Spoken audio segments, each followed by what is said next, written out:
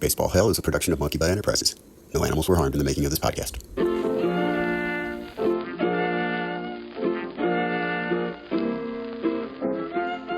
Well, hello everybody. This is Tommy the K along with Ward Davis. It's June 30th, and you're in Baseball Hell. How are we doing this week, Davis? Hello, everybody. We're doing well, Tommy. We're just doing well, and we have a couple of special guests today. It was a pretty exciting show, and we're going to talk about the week of baseball and with the Cubs and the Cardinals, and some good, some bad, and depending on what team you're pulling for. But it's a good day. And interestingly enough, I saw there was an escalator mishap at the Cubs-Brewers game, and Joe, our producer, quickly went out and signed us up a guest who has some incredible insight to share with us about this. Joe, Joe, who do we have on the show? He's an escalator guy. He's Escalator guy. Yeah, he does. I don't know. He works with escalators. Well, let's put him on, huh? Well, his name is, what is his name? His name is Spot Abrahmson. And Spot? His name is Spot. Is that our Spot? No, not the guy we had on a few weeks ago who's still in jail. He's the escalator operator at American Ballpark in Milwaukee. Oh, okay. Okay, well, we're getting right to the heart of this matter. We're getting right to the source on this one. Yes, we are, I suppose. Spot, are you there? Yeah, I'm here. What do you want to know? There's a very bad situation down there in Milwaukee on Saturday. Yeah. Well, first of all, welcome to the program. Thanks for being here. We appreciate you on such short notice joining our little show. So tell us a little bit about what you do, and then let's get into exactly what happened in this incident here. And I understand some people, unfortunately, were injured. Unfortunately, they're injured. There's still some people in the hospital. We send out our prayers and Thoughts and prayers. prayers. But what we do It's always best. Yeah, the whole team got together, and the whole escalator operations department got together and sent out a bunch of emojis with prayer hands. Oh, so yeah. we That's hope always helpful. that's always helpful. We think escalators, they carry people. Tommy and Davis, they carry people between floors of a building or a structure, and in this case, in a stadium. But they're everywhere. It's a motor-driven chain of individually linked steps on a track, which cycle on a pair of tracks, which keep the step treading horizontally. And I remember the first time I ever got on one, I was hooked. I was completely hooked on it, and I got on the escalator. I'm like, what the hell is this? And I was like 6, 7, I can't remember. I could have been 6. I could have been 7. I might have been 6.5. So, that doesn't matter. Regardless, or is it irregardless? Which is it? I think it's regardless. But anyway, you get them everywhere: department stores, airports, shopping malls, transit system, stadiums. And here we have them at the stadium. And of course, I get working here at the stadium, and I help maintain, and I help do all the escalator work. So escalators are a lot more dangerous than you might think. This is a dangerous job, and it's a dangerous job. You ever see somebody with a cordon off the escalator, and with that big yellow things up there? We put those things up. We don't even know the names of those things we put up, but we know the mechanisms that are working in there, and we put those up, and we work on them, and and you could be. I've seen people cut in half working on these things. Like, hey Joe, don't hit start. Yeah. And then boom. You're going over to buying some flowers to the funeral home, So, but anyway, anywho, so it got going and it got a little fast, and we got in Hmm. there, and some people got hurt, and it's some very unfortunate. I'm guessing you have a theory on exactly what the catalyst for this accident was. Well, we can't say too much because of legality issues, Hmm. but let me just say this, and maybe I shouldn't even say it. There was a lot of the secret stadium sauce found in the Oh, in the in the it's secret stadium sauce. If you don't know about it, Milwaukee, oh our man. ballpark Mm. out here, we came up with a. Actually, it was my father, Rick Abramson. He came up with it, and he ran vending, through the Hmm. company, and they were running out of vending one time, and they put some barbecue sauce, some ketchup, mustard, some smoked syrup, a bunch of other stuff together, and anywho, we found that in the mechanism and the device of the escalator, and we think that might have helped speed things up a little bit. There's a Hmm. lot of sweetness, a lot of sugar in there, and that Uh might huh. have just Uh huh. done that. They just knocked the speed controller right out. People were flying over, and some people went over to the up. They ended up. Some people went, they were halfway down. They ended up on the up escalator. They were flown over the other side, and they ended up, and then, they couldn't get out. Yeah, the tragedy just wouldn't end. No, Yeah. Now, is this the kind of event, escalator? You don't hear too much about escalator mishaps. Now, you hear about people getting trapped in an elevator from time to time. Um, I don't know, people get trapped on an escalator. Are there other events that have been similar to this, or is this really largely unprecedented? no. I mean, this is a very dangerous state. I'm telling you, Bangladesh in 2001. Hmm. September 10th, 2001, 637 people were killed on an escalator. Well, Oh my yeah, gosh. you didn't hear about it, did you? You sure? No, Well, the next day was 9/11. The next day was 9/11. yeah. And is that a coincidence? Well, some people thought it was terrorists, but it was more likely Uh, there were just too many goddamn people on that escalator. It just it's People are unnerved by it. They get on that. They never see people step on and off of those things. They get on there and they think it's just like, oh my God, I'm gonna die. Well, 637 died on one escalator. One escalator. wow. And then there was another time. I don't know if you heard about this. There was a guy that survived. He survived. His name was Quincy Otis Quincy, which is Okay. interesting because a lot of escalators are named Otis. But Quincy, he survived 13 days with a shirt caught in the top end of an escalator. And Really? he survived on a few candy bars that he happened to have in his pocket and his own urine. I Yeah. see. Well, they finally Wow. found him, and somebody found him, and they just took his shirt off. But he was in the Uh, process of biting off his arm. who wouldn't be? They said, "Why don't you just take your shirt off?" And he said he didn't think of that. But Uh-huh.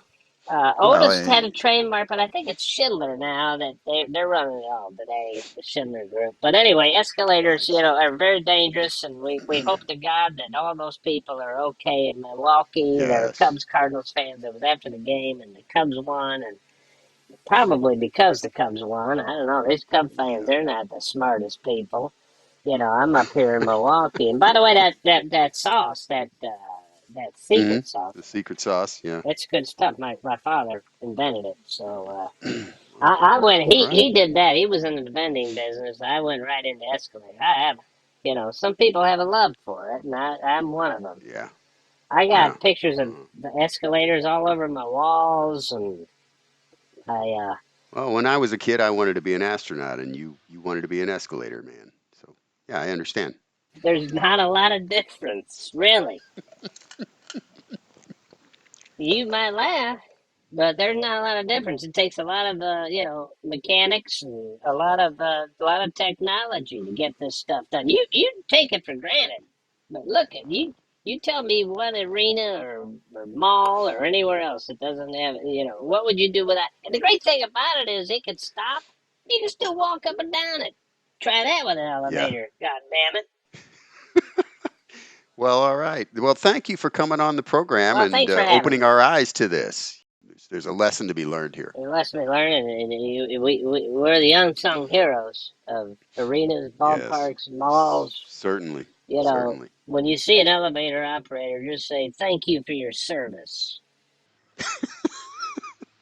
Well, thank you for your service and thank you for being on the program once again. Well, Thank you. Bye bye. Well, that was nice. Yeah, all right. Well, let's talk about baseball. The Cardinals yeah. started off the week 39 and 37. They're in second place. They're home against the Atlanta Braves. They get to play one of the better teams in the National League, certainly. Although they're without Michael Harris and they're without Acuna for the rest of the year. So they're a little bit banged up, but the Braves have still been one of the teams with the best records in the National League. So Cardinals are taking them on for 3 games starting on Monday night in St. Louis. They did not have a day off at the beginning of the week. Cardinals win this first game. It's Lance Lynn versus Spencer Schwellenbach, and the Cards win this one 4-3. The Mike Ciani made a diving catch out in center field. This guy, Mike Ciani, Davis, not somebody who really stands out on the roster for the Cardinals, but he has played center field as good as anybody in major leagues, and he made a couple more great plays this week to keep the team in the games. And he's actually starting to hit the ball a little bit. I looked up his stats the last 15 games. He's batting .342 with a .912 OPS in his last 15 games. So you got a guy, a Gold Glove center fielder out there, one of the fastest people in the major leagues, and if he's getting on base, he's making things happen. Anyway, he's making a consistent contribution to the team, and it's really great to see because the Cardinals had a real problem with center field until he settled things down. But Lance Lynn actually comes out, pitches a nice game, 6 2/3 innings, only 4 hits, 1 earned run. He's got his ERA down to 3.86. So Lance Lynn, 3-3. Nice job there. Helsley, 27th save. Cardinals hit their high water mark of the season. They're 3 games over 500 at 40 and 37. However, the next night, Kyle Gibson against Ronaldo Lopez. The Braves jump out and score 4 runs in the top of the second. This one was pretty much over at that point. Lopez had the Cardinals shut down pretty badly. They scored 1 run in the second, 1 run in the fourth, but they end up losing this game 6-2.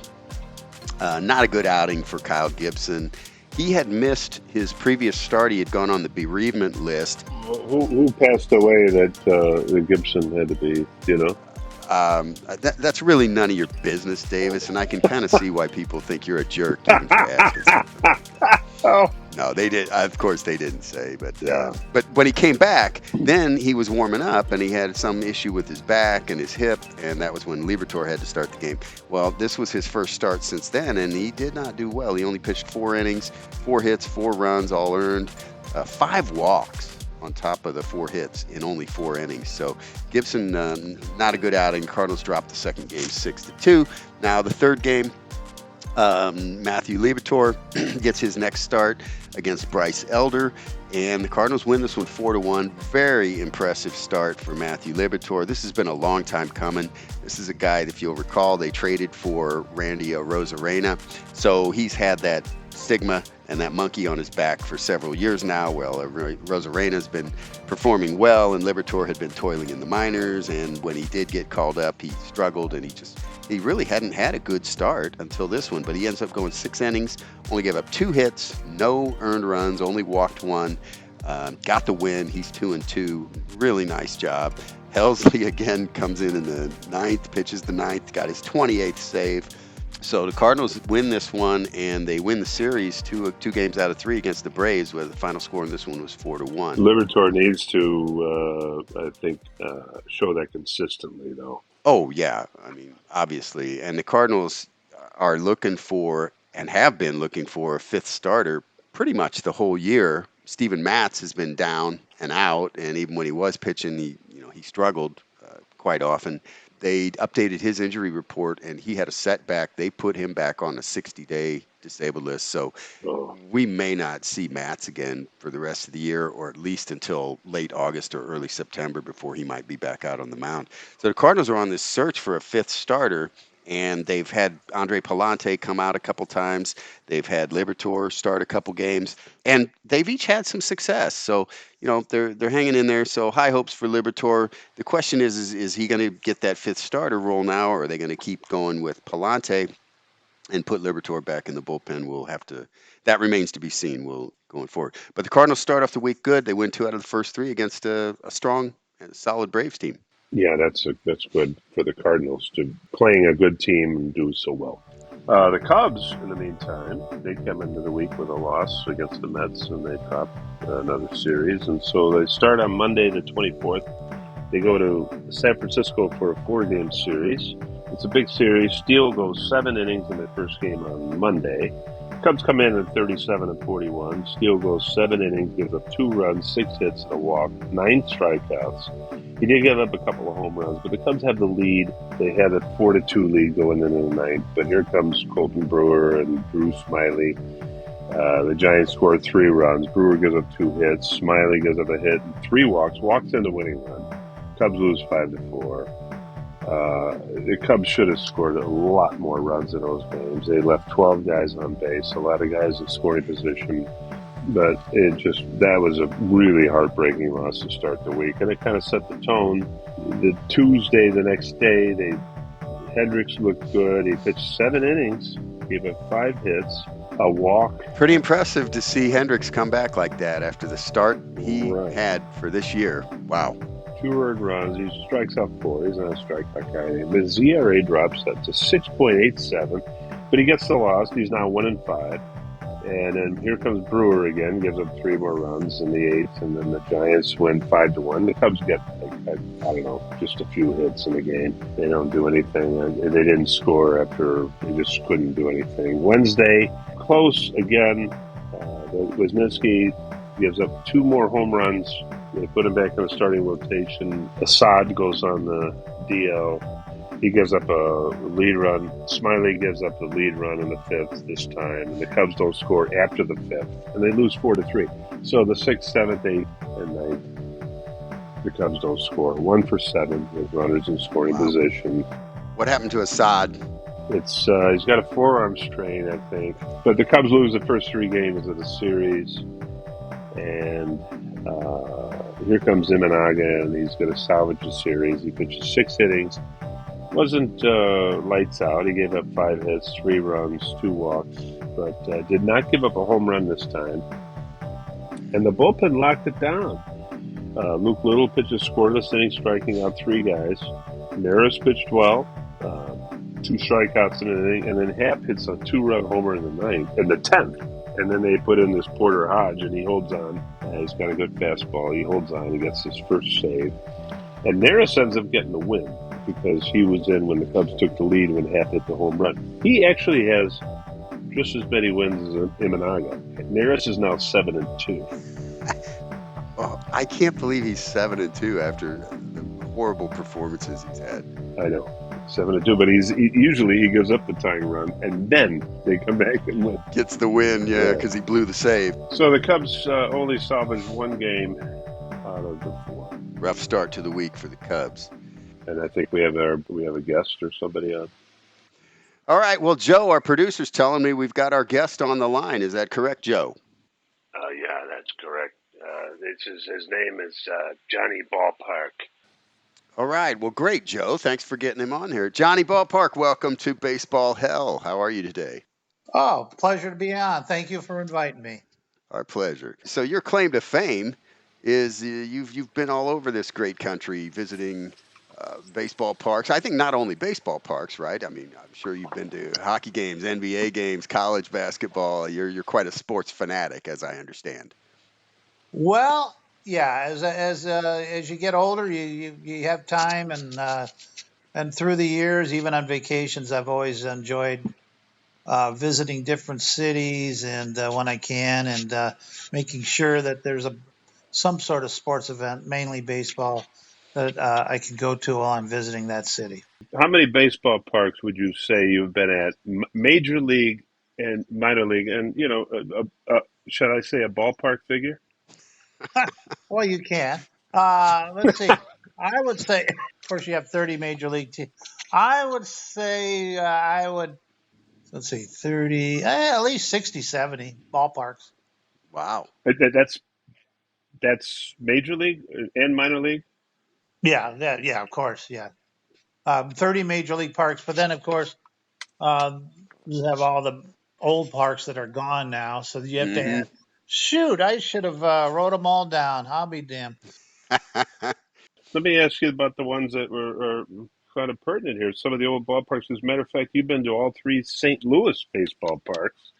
Here, I could do you a favor. I mean, just off the top of my head, I'm going to go geographically, and I'm going to go down. I'm going to go from I don't think Seattle we down have the coast. time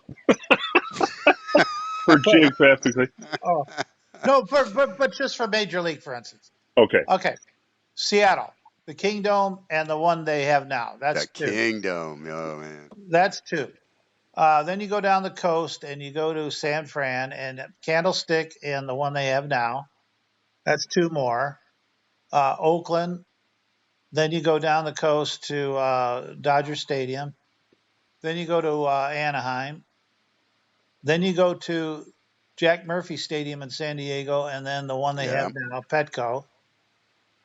Then you go over to Arizona. Been to that one, and then up to Denver, and then Texas is interesting. The Texas Rangers. I've been to uh, one, two, three of those because there was a when they first moved from Washington to be Senators to become the Texas Rangers, and even Ted Williams was the manager when he first came over. Oh I was really? in that ballpark, and then they had another one, and now they have this newest one. Uh, So that's yeah. three. Yeah. They finally have a Houston, dome now. I think. Right. yeah, that we were in the dome, and then Houston, Houston. I can The only think of one. Astrodome. Oh yeah, the Yeah. Astrodome, and then the one But they they have now. started, but when they were the Colt 45s, I think the first year the Astrodome wasn't built, was it? I'm trying to Uh, think. Did you go to the park no, before that? I did not go to the one that they played at, some windswept ballpark. No, I didn't go to that, but I Mm-hmm. did go to the Mm-hmm. Astrodome. And then Kansas City, I've been to when they first moved when the Kansas City Athletics, when they started out, when they had Reggie Jackson, Sal Bando, and they were I Oh, went that's there right. for Because yeah, I went there the in A's were in Kansas City. Yeah. yeah, I went there in '69, and out in right field, Charlie Finley had his a couple mules out there in the right field area where they were grazing. It was Municipal Stadium. It was a neat old ballpark, and then they moved to Oakland about a year or two later.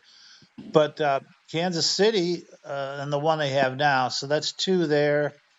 So you've And been since they were the Royals there. You have been to Royals yes, ballpark.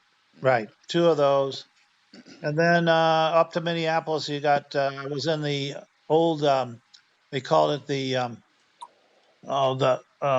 The Metropolitan Metrodome, Stadium. the Metropolitan Metrodome. Stadium. Oh, No, they had They called it the Met, and they had a Metropolitan Stadium, and oh, it well, was an that's old. yeah, because they shared that with the Vikings. Yeah, exactly. And so we went to Yeah, that one, and then of course the Metrodome, and now the one they have now. And then you go over to Milwaukee, of course, County Stadium, County Stadium. Yeah. and the one they have now, and then St. Louis, three of them. The old Bush Stadium, which I went to when I was in Little League, went to a couple games there when we were in Well, you Springfield. We went when moved to they were Springfield. playing in Sportsman's Park, right? The old Yeah, Sportsman Park. exactly. Sportsman's Park. And then the next ones. Atlanta, been to the one. Let's see, Atlanta, been to the one that. Fulton County Stadium, then Ted Turner Field. Yeah.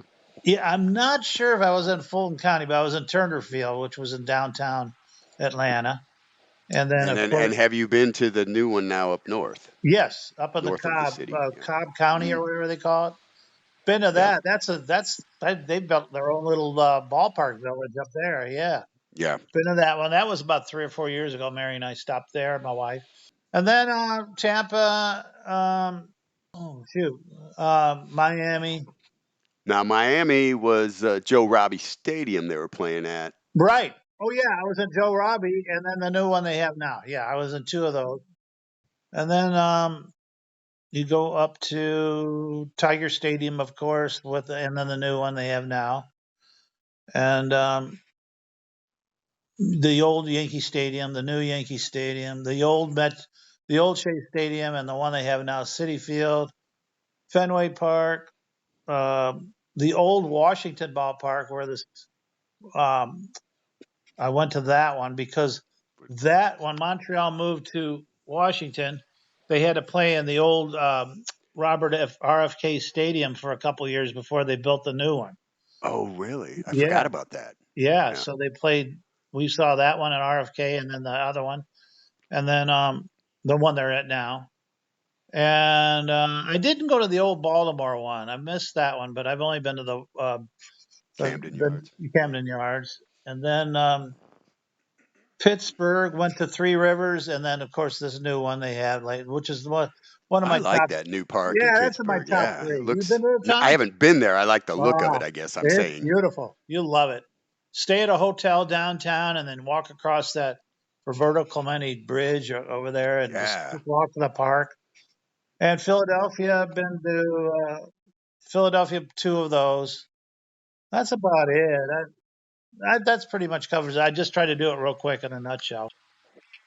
Now, you and I, Johnny Ballpark, had the honor of going to in a matter of 2 days, going to the old Yankee Stadium and the old Shea Stadium with Johnny Ballpark myself. I actually Hmm. went to New York. I heard about this guy, and I said, I'm going to go. And it was, I think, the last year before they moved out. I think both of them moved out about the same time into their new ballparks, didn't they, Johnny? Pretty close. I think that was the same year, or yeah, I think it was. That was Yeah, that was quite excellent. an honor to be at these ballparks with Johnny Ballpark himself. So Now, yeah, and of course you've probably been to countless games at Wrigley Field and Comiskey Oh Park, yeah, and then the new Comiskey, right? Because you're kind of Chicago based, Chicago area based, I should say. exactly. Yeah, yeah, of course. Oh, I forgot Cincinnati. now you've been to a lot of ballparks in the minor leagues, and when we were out in New York, I remember you telling me that one of your favorite old minor league ballparks. And tell me, is the one in Evansville, Indiana, is that the oldest minor league ballpark, or It might be. It might be, or in the top one or two. I mean, that's you guys ought to try to get down to that one. It's a classic. It's Who unbelievable. plays in Evansville? The triplets? Is that the Evansville triplets? Well, they did, Tom, but now I think they're in a league with. It's an independent league, so Oh, they're not okay. affiliated with anybody, but they still use that park. The team I'm talking about they were triplets. That was the AAA team for the Tigers Exactly. back You're in very the good. late Very '70s good. and early '80s. Yeah. Yeah. I was talking about that last week, coincidentally, because I was telling Davis that I actually saw Mark Fidrich pitch when he was, trying to make a comeback a couple years after, his injuries, and when the Cardinals had their team in Springfield, they used to play Evansville, and yeah, I went out there and watched Mark Fidrich get knocked around. Wow. That's a memory. That's great. Hmm. Yeah, it was Evansville cool. now is called. I think they call them the Evansville Otters or something. But Okay. What's happened is that AAA baseball has become a bigger deal, and a lot of those cities, they don't get the AAA teams anymore, right? Look at the saga of Springfield. We went from AAA to, I think then they had the A ball club from the Cardinals, and now they just had some independent league team.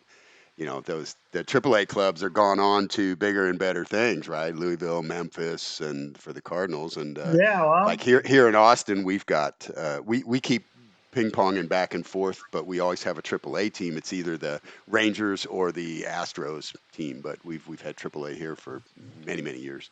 I think an interesting thing is that we have now it's affiliated. It used to be an independent team, but I believe it's affiliated now. The team in Joliet, Illinois, they no, they're not affiliated yet. They got new. They have new owners now. Bill Murray and Bill Veck's son, Mike Veck. Yeah. Mike Veck, and his son. I wouldn't put it past them to eventually try to get an affiliated team at Sure. all there. Well, what's the one thing that's happened in minor league baseball also is though they've cut down on the travel so much, and now Oh, everything's I know. regional. So, here in Austin, of course, several years ago, I used to when the Cardinal team came in, when Memphis came in, I'd go see those games because I wanted to see the AAA team. Now they never ever play those guys. They play like the same five teams, and they'll play. Sometimes they'll play a team for a whole week. Yeah, 6 game series, 5 game series. I've noticed that Hmm. the Cubs have a team in Des Moines. But these ballparks you've been to, Johnny, have been like Jerry Park. What was that like in Montreal? Very few people even know that Jerry Park. Well, I have to tell you that a confession. I've never been in Jerry Park. I have been to Montreal. Joe, can we get rid of this guy? Yeah, he told me. The reason I got him on is he told me he'd been to Jerry Park, Exactly. and I my No, know. and my significant other's named Jerry. I never admitted that to that producer. No way. Uh, Don't argue with Joe. We don't need that kind of trouble on this show, Johnny. Do you want to be back again? Don't argue with Joe. I did make a point to when my wife and I were up in Montreal a few years ago. I made it a point to find out what subway line or whatever would get me close to that area, Yeah. because I Mm, used to watch games as a kid, young guy watching games from Jerry Park. Anyway, make a long story short, somebody gave me the right subway to catch, and we caught it.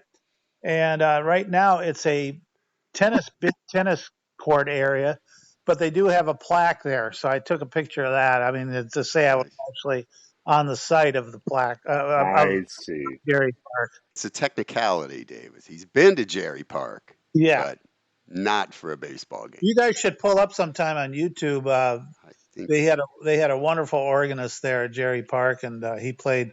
They have a theme song for the Expos, and should just Google sometime uh, Montreal Can Expo.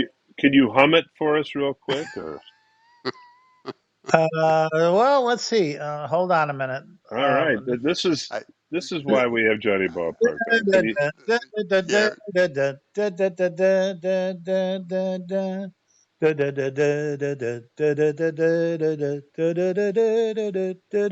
Now you're reading from your musical notes. This isn't fair. I don't think. Yeah.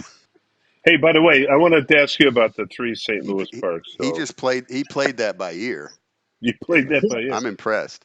The guy is playing it in his living room, and he's got like a grandson that's walking around while he's playing it. It's really good. Well, because they don't play in Jerry Park anymore. Is that why he's playing it in his living room, or No, I think he's passed away now, but he.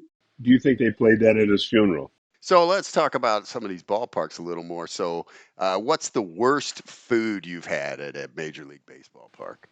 I think I could, off the top of my head, I, when we went to Cincinnati and Cleveland the same trip, Hmm.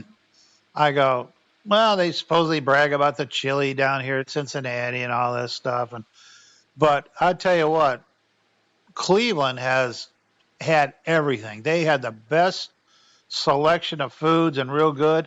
And turned out Cincinnati was a big disappointment. They had Mm. not a good variety, and the food wasn't that great. But anyway, that's off the top of my head. Well, Davis was telling me about the nachos in a helmet at Wrigley Field on a cold day was really really satisfying to his palate. Yeah, Hey, I never bought it. I never bought it. I just looked at it and knew it was bad. Yeah. I had I had garlic fries in San Francisco Candlestick Park. Okay. That was horrible. Oh my Well, god. was it horrible because it tasted bad, or was it horrible because you couldn't like talk to anybody afterwards? Or was it horrible for the people that you talked to Exactly. afterwards? It was just horrible. And Mary tried it, and it was awful. These are the ballpark tips we get from Johnny Ballpark. Well, you need to get those tips because if you go, I don't know if you've noticed, but when you go to the concession stand at a ballpark, things start at about $15 and go up from there, right? So if you're gonna shell out $15 or $20 for something, you would hope it would be decent, but Right. oftentimes it's not. I know I tried one of the hot dogs at St. Louis last year, and it was a total waste. It was not good Oh at my all. God, we just went to that ballpark. I was just there a couple weeks ago, and I think the hot dog was an outrageously priced hot dog. I didn't get it, but it was really And it was just, expensive. and there was nothing to it. It didn't have No, any, it's like, hey, if I'm going to pay $12 for a hot dog, it should, yeah. I mean, it should be decent. But I'll tell you what was good there: the loaded tots, the loaded tater tots. Oh, And I'm telling you, I think they're about $14, but it's you're going to get about a 3 pound serving of tots, and I mean they don't skimp, and yeah, it's going to be a good 3,000 calorie snack, but it actually is pretty good. okay. I think we're going to. My brother and I are going to go to a game around the middle of September. So yeah, There thanks. you go. But what is on that? It's got to be tons of cheese Of course, yeah, and bacon and yes, yes. It's peppers it's all and all that. kinds of stuff on there that is. Best thing to do is get a good sandwich before the game at some pub bar around the ballpark. Get something to eat there, and then buy yourself a bag of share peanuts or whatever, and bring those in. Yeah, That's all you need. You know. One more thing to ask you, Johnny, is the about Sportsman's Park. That's something that a lot of our fans, maybe a few of our fans here, baseball fans, might know about, and give us an experience of what Sportsman's Park was like. Well, I think the first time I went was with a grade school or little league. We had a hmm. we hopped on Bus a trip. bus trip and went down there. It must have been, We used to do that for Cub Scouts. Go to a Cardinal game. yeah, it might have been fifth, sixth grade or whatever. It was really neat. I think what we did, we had a combination. I've got there real early, and I think near that ballpark was a Forest Park or something. I don't know, something like that. And we just had a picnic or whatever, like before the game, and then we Okay. all went to the ballpark. But then, of course, the one thrill was I've been to only two World Series games in my life, and one of them was the 1964 World Series with the Yankees and the Cardinals, and um, just a few names you might have heard of in those days was Mickey Mantle, Whitey Ford, Yeah. Roger Maris, Elston Howard, the catcher, Bobby Richardson. Were they any good?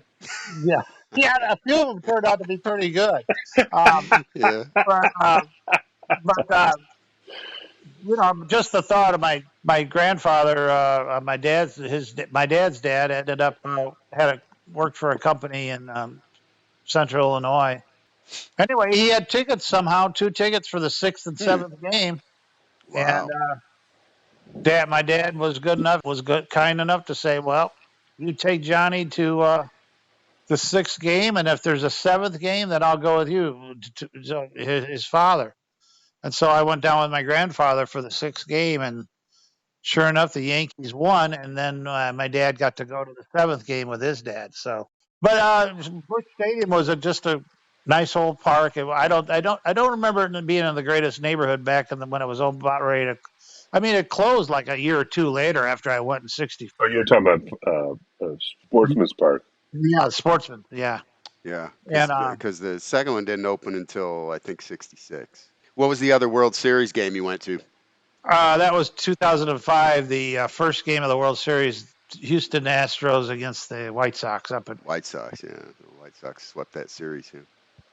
Yeah, but I remember still. I don't remember what I did last week, but I remember after the game, my grandfather said, "Hey, you wait here, and I'll get the car and pull up." And I was standing there, and I was standing there next to this lady, and we started talking, and turned out it was Mrs. Bob Gibson. She was waiting for a ride herself, so she said, Really? "Yeah." She said, "What are you doing?" And I said, "Well, I'm waiting for my grandfather to pick me up." Okay, and And then Bob Gibson pulls up and goes, "What the hell are you doing talking to my wife?"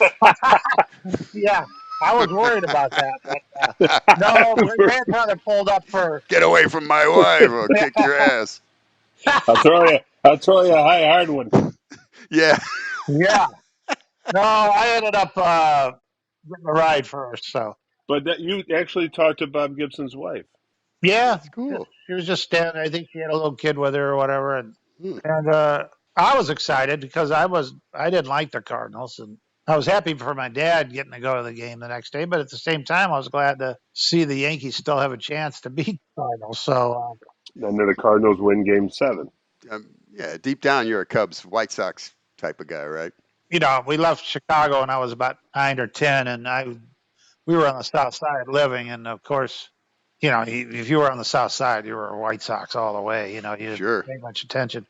I remember that same grandfather took me to. He came up from Springfield once in the old Comiskey Park. We went to a Saturday afternoon game. I think it was against the Washington Senators or the Cleveland Indians. I actually, Oh, wow. you can look up if you can look up any baseball game and get the box score Oh, and yeah. and stats and everything like that. And he wouldn't leave. And I said, "Geez, I'm almost ready to go." But it went on a Saturday afternoon. It either went 16 or 18 innings. Oh, and you guys stayed the whole time? Yeah. Oh, my grandfather wouldn't leave. He Oh. wouldn't leave. Yeah, Davis and I were talking about that a few weeks ago, talking about have you ever been at a game that went on, just wouldn't end and just went Yeah. on, and did you stick it And out? you just think, one more inning. One Yeah. more inning. And then you just hope those tater tots are holding up. Yeah. I remember going to old Comiskey Park, and Mary and I's first ball game we ever went to while we were dating was at Comiskey, and it went 16 innings, and it was a night game. And I remember the National League didn't have a curfew, but the American League did. And Oh, okay. you could not start a game in the American League after 1 in the morning. So Couldn't start an inning, you mean? Couldn't you start an couldn't inning? start an Yeah. inning after at 1:01 a.m. or 1 a.m. That was Mm-hmm. it. They had a call, and so I still remember looking at the old clock on the Comiskey Park center field, and I said, "All right," because me and Mary just hung in there. And in those days, they didn't cut off the beer; you could still have a beer. Oh, that's right. Yeah, Yeah. yeah. And at 5 minutes to one, you had to complete the whole inning if you started it before one, and it was 12:55. That was an American League rule, wasn't it? Or was that That a was an national? American League rule. National Yeah. League had no Didn't have curfew. it. No, American League did, and at 5-1, Cleveland came up, and So no curfew, no cutoff of beer sales. no, What's happened to this country? I don't know. And don't get me started on this ghost rider in the 10th Oh, inning. yeah. Well, we were talking about that, John, and because my idea, yeah, Davis and I, neither one of us like it, and I think at least start with the guy on first if you're going to do something. It's just, but Not on second. Not on second. I actually just saw, believe it or not, though. Speaking of that, I have the TV on the sound down, and this might be one of the rarities of the season. The Colorado Rockies just beat the White Sox in 14 innings. That it lasted that long. That they're both are so bad that they couldn't Right, they right. couldn't score with a guy on second base and nobody out for 4 innings. yeah, because most of the time, about 12 is about as far as they go now. You just don't get those marathons, which and I get the point because it is kind of ridiculous, to sit there Hey, and I'll give you a quick one off the top of my head. Mary and I we stopped in Clinton, Iowa. The farm club, it was a Class A team of the Giants, and neat old ballpark. I think it's still going, but it's another one of the independent leagues. But that's the only place I ever saw out of all the ballparks. I was just floored. I went down and I was getting a beer from me and Mary, and the guy says, "Would you like a pitcher?" And I said, "A pitcher?" And sure enough, they served pitchers of, it was a plastic pitcher, but they filled it to the top, and I don't know, it might have been $4 or something back then. Oh my And God! he says, "You get to keep the pitcher and just bring it back, get it." And it said Clinton Giants on it. And bring it back, and the refill's only $2, right? yeah, that probably was it. But I couldn't believe it. We were staying at a hotel, which was like 2 blocks from the ballpark, so we didn't care. And Did you keep the pitcher? oh yeah, you got to keep the pitcher, sure. Where is that pitcher now? I don't know. It's probably long gone, but we had it for a long time. It might still be around. If it is, I'll. You have to call So back. you got to send us a picture, and we'll post it on our Twitter site and our Facebook site. Yeah, that's a true story. A pitcher of beer. Well, this has been an absolute wonderful experience speaking to Johnny Ballpark. Yes. We've wanted to talk to Johnny Ballpark for quite a while. Have me back again. I'll take us some more. That would be lovely. As a matter of fact, if they're thinking about expansion again, and if they expand another couple of teams, Johnny, you're here. They might go international. Then you might have to travel like to London. I was in Texas, Tom, your area in April. Hmm. We had to go to a wedding out in Palm Springs, and so instead of flying back, we took the train from L.A. to San Antonio. And unfortunately, it was in April, and the San Antonio Ball Club was out of town. Although I've been to that park, it's out in the outskirts of town somewhere, but they're called the San Antonio Missions. I don't know if they're still around, the mission. But anyway, the next stop was Dallas. But I was gonna go. We were gonna stop in Austin. Yeah, to see the Round Rock Express. Yeah, which isn't really in Austin. It's outside of Austin. It's Round Rock. Yeah, yeah. Yeah. It's about 20 miles north of Austin. Yeah. But we skipped Austin because no ball. They had no game there either in April. So okay. we ended up going to Dallas, and we spent 2 or 3 nights in Dallas, and that's when we got to see the one ballpark that I hadn't been to yet since they built a new one. I was really surprised they kept the. Do you realize that Dallas that the ballpark that they supposedly replaced is still up, and they still use it for events and everything, and it's right across from the new ballpark there in Dallas. The Texas Rangers Park, you mean? Yeah, the one they were just were playing in. Yeah, Arlington Stadium. Arlington Stadium is still going. They use it for.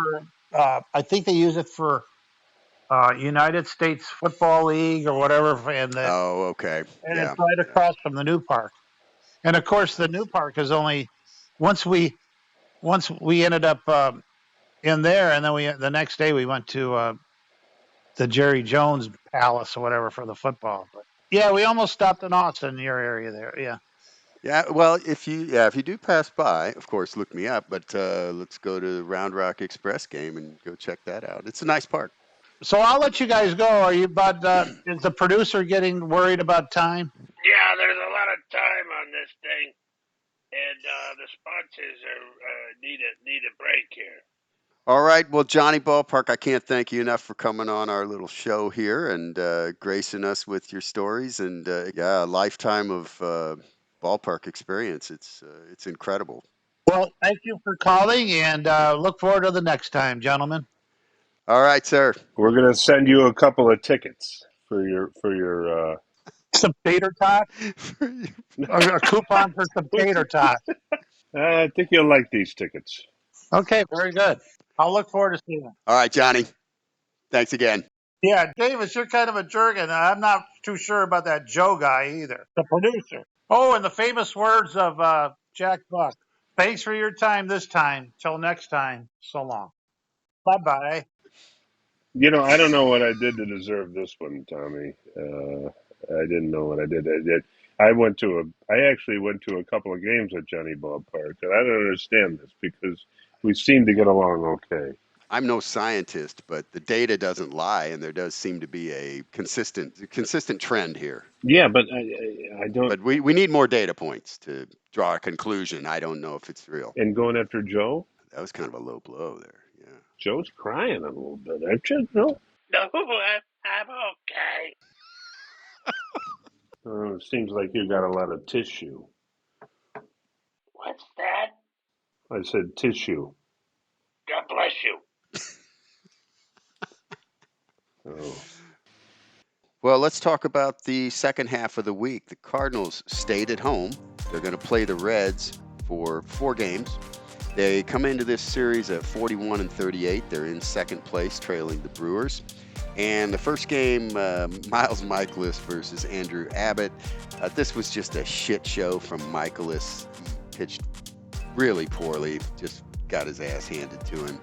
Reds win this one 11-4. It was never really a ball game. The Reds scored in each of the first 5 innings. They had 10 runs after 5. Michaelis only went 4 1/3, 12 hits, 10 runs, 9 of them were earned.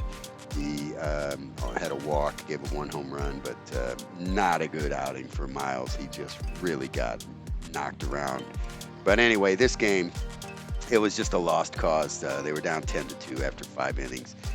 Cardinals were actually going to have Brendan Crawford pitch the top of the 9th, but they had to use a real reliever because Davis, and I didn't know if you knew they had this rule, but now you can't put a position player into pitch unless you're losing by at least 8 runs. No, I did not know that. Mm-hmm. Yeah, so the Cardinals were down 11-2, and they're like, hey, we're not going to waste another reliever. We'll get Brendan Crawford out there. But then they scored 2 runs in the bottom of the 8th and screwed that up. So, yeah, this was the game where you couldn't do anything right. Yeah, they had to use Ryan Fernandez for an inning, and he's actually a pretty good pitcher. They didn't want to have to do that. Not a good night for the Redbirds.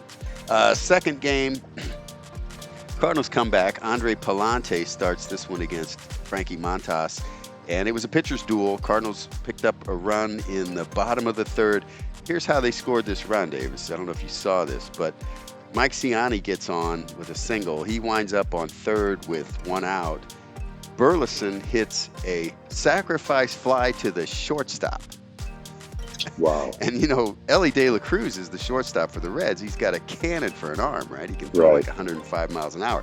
But it's a ball where they really, there was some criticism of De La Cruz because they said, hey, he should have let the center fielder take that ball instead of doing an over-the-shoulder catch, and then he had to turn around. And you got one of the fastest guys in the league on 3rd base. Ciani took the chance. He ended up scoring on that play. I did see that, yeah. He would have never tried to run if the center fielder caught that ball. I did see that. That is correct, yeah. And it ends up being the only run scored in the game. The Cardinals win this one 1-0. So Palante goes 5 1/3, 4 hits, no runs. He did walk 3, but they brought in Fernandez, Romero, Kittredge, and Helsley again. Helsley pitches the 9th, 29th save. He didn't allow a base runner. Cardinals are 42-39. Once again, 3 games over 500. Go into game 3 on Saturday night. It was Sonny Gray against Carson Spears. Gray did not have a good game. So this was one where this was a week where, Michaelis and Gibson and Sonny Gray all struggled in their starts, which was kind of unusual. Those guys had been pretty consistent, but Liberatore and Palante came through to help balance it out. Yeah. But anyway, the 3rd game of this series, the Cardinals get their butts handed to them again by the Reds. Final score was 9-4. Jonathan India got it going for the Reds in the top of the 3rd. In this series, Davis, and counting today's game, the 4th game of this series, Jonathan India, the second baseman for the Reds, has a double in 8 straight games. A double? Yes. That's pretty unusual. That is. Streak. Yeah, that is. But anyway, the Cardinals, really got knocked out of this one in the top of the 5th. That hasn't happened since Abner Doubleday, he did, I think, 10 or 11 games in a row with a double. Before that, his name was Abner Johnson. Oh, that makes sense. Well, let me double check that while you're going over the rest of the series there. I'll double check that. Yeah, have Joe look that up. I don't want to look up that shit. All right, Joe, you don't have to. Anyway, the Reds score 6 runs in the 5th inning. A bad error by Arenado opened up the floodgates. So Gray ends up with 4 1/3 innings, 7 hits, 6 runs. Only 3 of them were earned because of the error by Arenado that opened it all up. A couple notes from this game of interest, or not. Goldschmidt hit his 11th home run. He hit a solo home run. That tied him on the all-time list with 351 with, guess who, Dave? One of your all-time favorite players, Dick Allen. Dick Allen, one of the greats. Mm-hmm. Are you one of these who's on the bandwagon saying Dick Allen should be in the Hall of Fame? I think he was one of the best players, one of the best hitters and one of the best players I saw, but I don't know if he applied himself enough to be Hall of Fame material. I think he had a lot of time just sitting in the dugout smoking and drinking. Yeah. And whatever. And at the track, at the horse track. At the horse track, and I think He was outstanding ball Oh player. man, he had so much talent, Davis. I mean, that guy could just rake. Was it the Phillies and then the Cardinals, or was it the other way around? Was it? He only played 1 year for the Cardinals, and then they traded him for Ted Sizemore. Guy hits 34 home runs in Busch Stadium, where no one had ever even hit like 25, and they trade him for Ted Sizemore. That's incredible. But yeah, Unbelievable. I could see him being in the Hall of Fame. He was outstanding. You know. He might get in now that they do the players, you know. Right, the old timers committee. Yeah. But anyway, that was a little note from that game. The other note from that game is the Cardinals have a pitcher named Gordon Graceffo, and he made his major league debut. And Graceffo was a high draft choice of the Cardinals, maybe like in 2019, 2020, and they've been waiting for this guy to break into the majors. And 2022, he was the pitcher of the year in Double-A. 2023, he had a really bad year in Triple-A. And even at the beginning of this year, they just really weren't giving the guy much of a look. He finally gets called up, and in this game, which got out of hand, and the Cardinals got way behind, they threw him out there. Well, he pitched 4 1/3 innings, only gave up 3 hits and 1 earned run. So good debut for Gordon Graceffo. Good for him. Yeah. Yeah. At that point, they go into the 4th game of this series to wrap up the week. Lance Lynn against Hunter Green. This is another one. There was another pitcher's duel. Not a lot of offense here. The Cardinals picked up a run in the 5th and a run in the 6th. Your boy Pedro Pages went 3 for 4 in this game. Got his average up to about 190. Lance Lynn got his 1,000th career strikeout as a Cardinal. He's got more than 1,000 strikeouts in his career, but as a Cardinal, because don't forget, he played for them for many years early in his career. That's true. But anyway, he gets the win here. He's 4-3, 6 innings, only 2 hits, no earned runs. So nice outing for Lance. They needed that out of him. Kittredge, Romero, and once again, Helsley coming in relief. So Helsley picks up his 30th save. Pitches the 9th inning, struck out 2, did not allow a base runner. And the Cardinals finish up this week at 43-40. They're in 2nd place, still chasing after those Brewers, but they're not really closing any ground. They're 6.5 games back at this point. 30 saves. I mean, I was looking this up, and this is before the All-Star break. In 83 games. In 2008, Francisco Rodriguez, who was 26 years old at the time, saved 62 games. And that's the record? That is the record. Helsley may have to save 60 for the Cardinals to challenge for this division, because they just don't score that many runs, and when they win, it's by 1 or 2 runs. Right. But you had the guy like Bobby Thigpen saving 57 games in 1990. 62, so that's what Helsley's shooting for. But if he has to get 62 saves, that's a good thing for the Cardinals, but at the same time, you're just going to blow him out. You know, we're going to wear that guy out. And they have him for next year before his contract's up. So wow. They don't want to wear him out. They're going to need him next year. Either that, or they're going to say he's at peak value. Let's trade him and bring in a bunch. Well, that could be.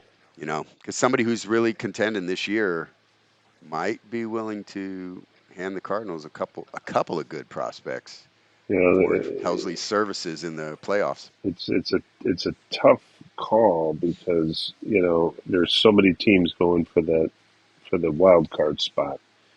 Do you trade, or do you acquire, or do you try to help your team for next year, knowing that you're not going to beat the Dodgers, the Yankees, the Baltimore Orioles? That's the thing. It's like, yeah, we can make the playoffs in a wild card, but can we really beat the Dodgers or the Phillies? Because they can get a lot for Helsley right now. I think they could. They could really help. Look at what the Cardinals had to do last year at the deadline. Of course, they were having a horrible year, but on top of that horrible year, their farm system was depleted. It was not in good shape, and they took that opportunity. And say what you will about last year, which really sucked for the Cardinals, but they did pull in some good prospects into their minor league system again that are going to pay off here in the next couple of years. And they got to weigh that out. But it would be a real gut punch to the fans if they dumped Helsley at the trade deadline. That would really piss people You off. got to really figure out how far are we going to go. Although look at Arizona, they went to the World Series last year. I know. Well, look, and Philadelphia the year before that, they upset the Cardinals and went on and got to the series. And then last year, Arizona got in. And who would have thunk it? So I don't think the Cardinals are sellers. I think the Cubs. It'd be interesting to see if the Cubs are sellers. But speaking of the Cubs, I will tell you, and I'm going to do this briefly because this is not something that is very pleasing to Cubs fans. The Cubs go into Milwaukee, a big series. You know, if you're really going to make a comeback this season, you got to win at least 2 games. Well, and that's what we were talking about last week, that, neither the Cubs or the Cardinals have been able to stand up to the Brewers yet this year. Right. This was, the next opportunity for that to happen. Jameson Taillon. Tommy, how do you say his name? Taillon. Remember, that's what Dougie told us last week. Cubs have no offense. He looked decent, but he gave up a grand slam to Churio in I think it was the 4th inning. And that's it. Milwaukee wins 4-2. Cubs again don't show any offense, and they get down, they get punched in the face, and they don't do anything. They come back Saturday though. Justin Steele looks good. Cubs take an early 3-0 lead, but their defense, they had a rundown that was a problem, and then just a couple of cheap little pop-ups and hits and stuff, and Milwaukee scores 3 runs, and another late Happ home run. Ian Happ hits another home run late, and he hits a 2-run home run, and the Cubs end up with a 5-3 lead. Little Hodge and Neris held. Nervous Neris does it again.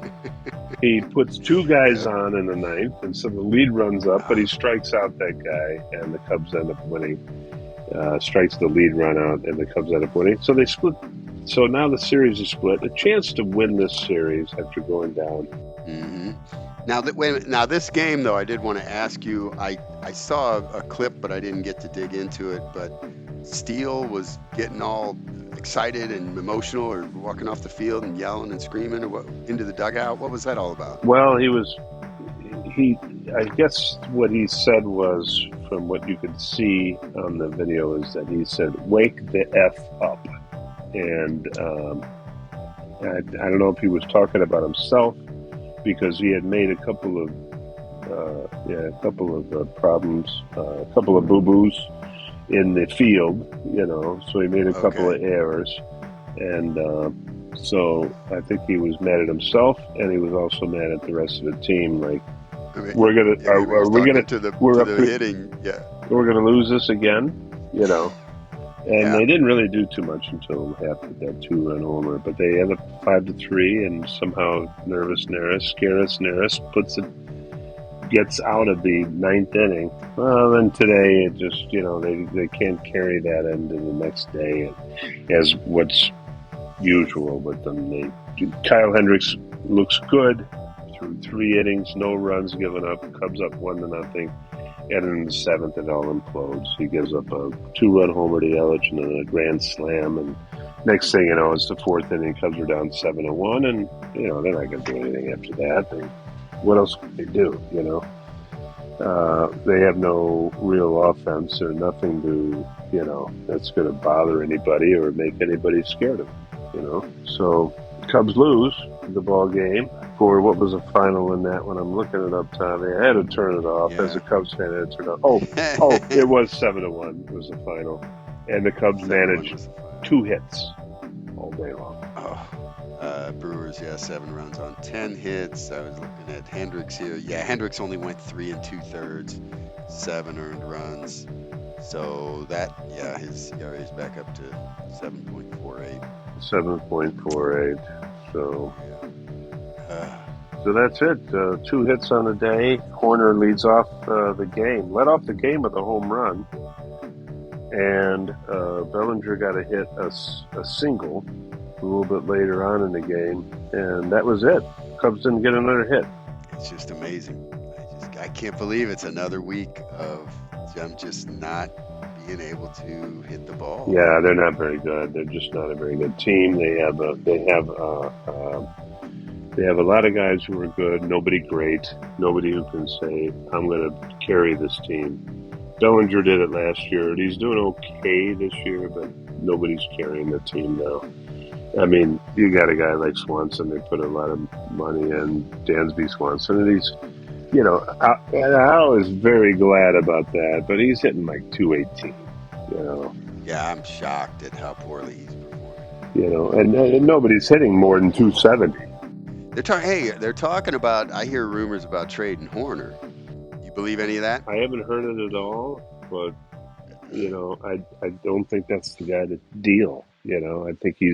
Mm. I think he can turn into a really good ball player. Yeah.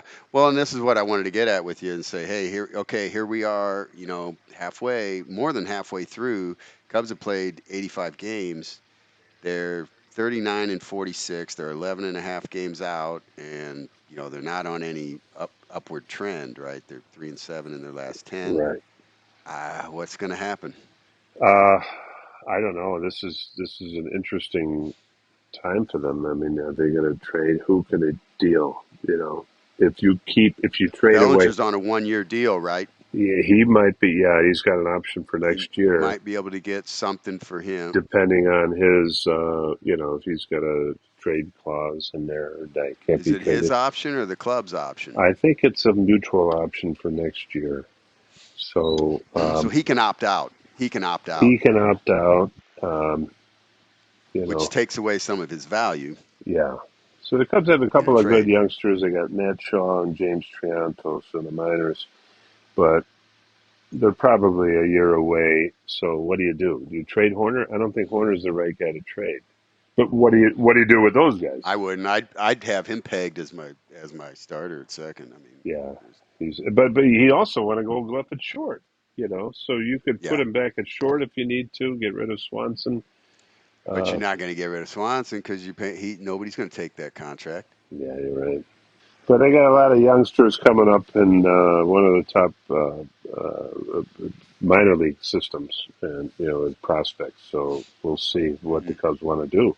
Do they trade the prospects to try to add to this team, or do they trade the veterans and try to just give these prospects the next? They've got a lot of starting pitching and young starting pitching. Earlier in the year, I'm thinking, hey, they probably need to trade one of those guys and get a closer. But now I'm thinking, I wouldn't do that now. And if I was going to do anything as the Cubs, I'd take one of those young arms and make him the closer. If you've already got the talent, use him. Don't make a trade for some veteran because you know how relievers are anyway. They're great for a couple of years and then all of a sudden they're gone, or they got Tommy John and they're out for a year and a half. And Well, they try to make Wisniewski into it's one of those things with like Libertor. Do you start him, put him relief? yeah, They start him, put him relief. The guy's not. You give him a role and just let him go with it, and just say you it's going you to got to work give or them a not. role. I mean, well, and this is the Cardinals really need to learn this lesson because they have screwed around with Andre Palante. They have screwed around with Libertor like you wouldn't believe, and they have not done him any favors. And and then even when they finally did put him in the bullpen this year, and he was doing well, he was markedly better out of the bullpen, and all of a sudden they pull him in and starting him, and he's did poorly up until that last game. Hmm. That's really the only start I've ever seen the guy do well. And it's like, come on, this guy, he has a lot of talent, but you can't keep jerking him around like that. Right. It's a different approach to the game, and Hmm. he's young. He needs a spot. So yeah, they need to put somebody in there. But all these guys are getting hurt. So you know, Assad and Brown and Wicks and all these guys are Yeah, getting yeah. hurt. So you're just like you have to pick and choose how they move Wisniewski back into the starting role, and if he can just not give up a home run every couple of games. Well, you can give up a home run as long as it's a solo. Yeah, well, he doesn't give up a solo. Usually, if somebody's on base and he jumps up and like, God. Anyway, but that's it. The Cubs finished 2-5 for the week. Well, the Cards went 4-3 for the week, so they're 43 and 40, 6.5 games back. So, A few other notes. Contreras was back this week. It was great to see him back in uniform. The Cards are still waiting on Newt Barr and Tommy Edman to get them back to be at the strength that, or have the roster that they thought they were going to have at the beginning of the year. Things are going to get real interesting when those guys pop back onto the roster because, who goes? Right now, the corner outfield has evolved, and you got Brendan Donovan in left, and you got Alec Burleson in right, and those guys are carrying the team offensively, and they're holding their own defensively. My point is, those guys are now fixtures on this team in those corner spots in the outfield. So when they bring Nootbaar back, you can't put Donovan or Burleson on the bench. Right. They could bench Nolan Gorman, who's been batting 083 the last 15 games and under 200 for the last 30 games. And this guy, he's striking out 50% of his at bats. That's terrible. They might just have to sit him.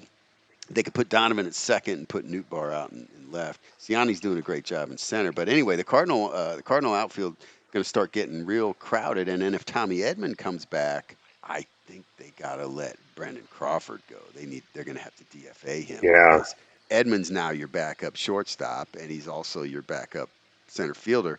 And I think Dylan Carlson's he's hit no home runs for the year. You can't have a corner outfielder that has 0 home I'm runs. surprised at Gorman. I thought he was going to be an outstanding player. Well, he went on a tear in May and hit a ton of home runs. He's got 16 homers, but now in the last 15 games, he's got 1 homer. And like I said, he's got like 1 hit. Yeah, he makes you scratch your head. He does strike out a lot. And but anyway, yeah, when Nootbaar and Edmond come back, I think it's decision time for the Cardinals. They're going to have to do something with Brendan Crawford. They're going to have to do something with Dylan Carlson. Now, other than that, the other thing I was going to point out to you, Dave, is looking at the Cardinals minor leagues. The Cardinals got a guy named Lucan Baker. You might have saw him at the end of last year. Big guy. He's about 6'5", 260 pounds. This guy has 22 homers already at Memphis. How many? In 222 in 230 at bats. He's just killing it. And last year he hit 33 in only 300 at bats. What's his name again? Lucan Baker. He's a first baseman. I was looking at their prospect rankings, and I don't see him. He's not high up there, but all the guy does is blast the hell out of the ball in AAA. Now they brought him up at the end of last year. I didn't think they really gave him a good, consistent chance.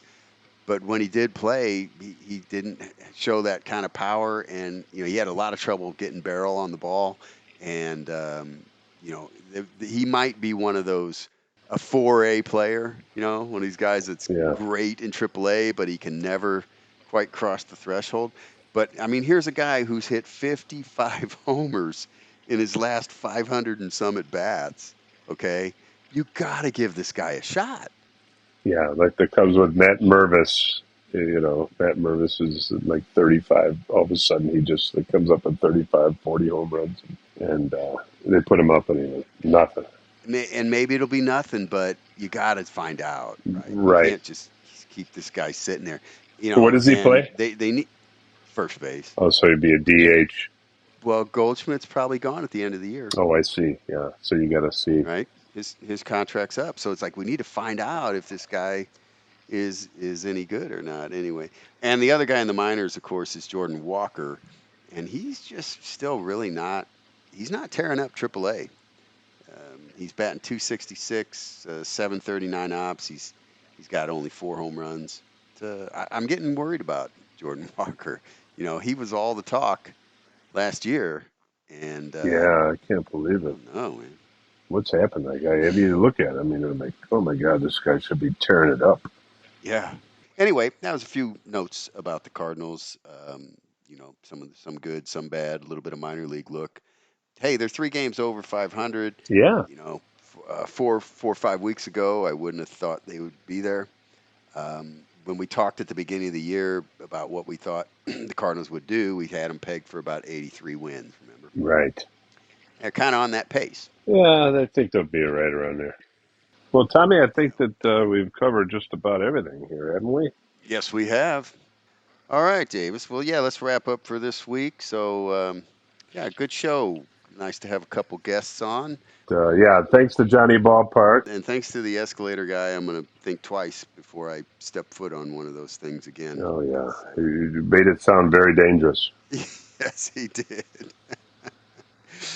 All right, Davis. Well, we'll say good night to all the listeners out there and wrap it up for the week. Everybody enjoy the oncoming week of baseball, and we'll catch up with you then.